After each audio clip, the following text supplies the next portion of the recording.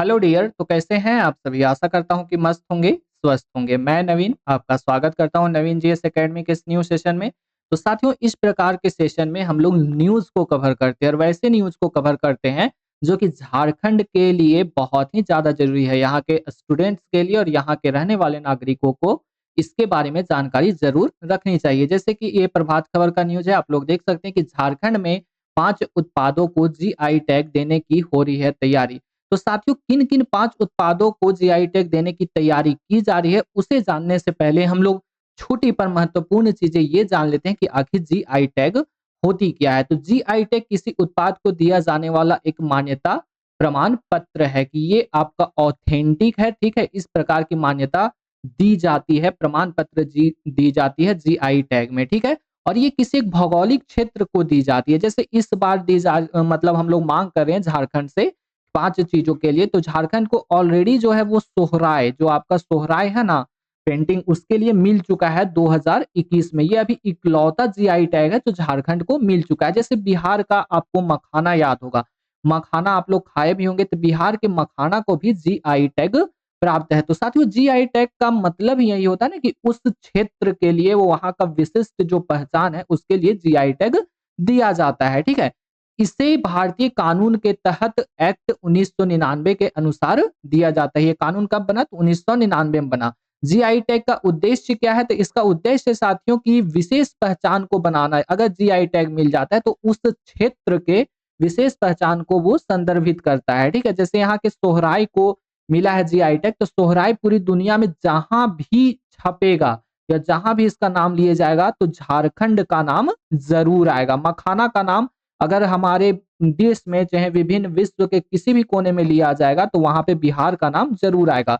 इसीलिए GI tag महत्वपूर्ण होता है। और नकली और डुप्लीकेट उत्पादों से बचाने के लिए भी जीआई टैग दिया जाता है। ठीक है, तो जीआई टैग का अधिकार क्या क्या है? तो जीआई टैग का अधिकार जो है उस क्षेत्र के किसानों को मिलता है, उस क्षेत्र के कारीगरों को मिलता है। जैसे झारखंड में 5 चीजों को जीआई टैग अब की मिल रहा है, तो यहाँ के क्षेत्र के जो कारीगर है, यहाँ के किसान है, उन्हीं के नाम पर ही जीआई टैग मिलेगा। आपको मैं बताता चलूं कि जो प्रथम जीआई टैग हमारे इंडिया में दिया गया था वो दिया गया था दार्जिलिंग चाय को। किसको दिया गया था? तो दार्जिलिंग चाय को दिया गया था। ठीक है, तो दार्जिलिंग कहाँ है आपका? तो आपका है ये वेस्ट बंगाल में। तो दार्जिलिंग चाय को जीआई टैग दिया गया था। ठीक है, उसके बाद कब दिया गया था? तो 2004 से 2005 के बीच में जीआई टैग दिया गया था। तो चलिए, और जीआई टैग किन किन पदार्थों को दिया गया है? तो वो आपका दिया गया है जैसे बासमती चावल को, नागपुर का संतरा, अल्फांसो आम। फिर आप खाद्य पदार्थ में देख सकते हैं जो तिरुपति का लड्डू है, बिहारी मखाना, इस पदार्थों को क्या किया गया? तो जीआई टैग दिया गया। तो चलिए, अब झारखंड में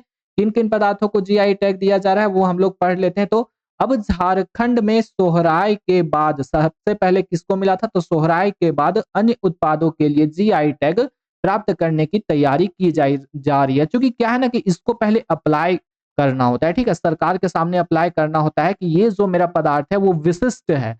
ये पदार्थ पूरे विश्व में या पूरे भारत में कहीं भी नहीं पाया जाता है इस प्रकार का। तो विशिष्ट पदार्थ के लिए जीआई टैग दिया जाता है। वर्तमान में झारखंड राज्य को केवल सोहराय उत्पाद में ही जीआई टैग प्राप्त है।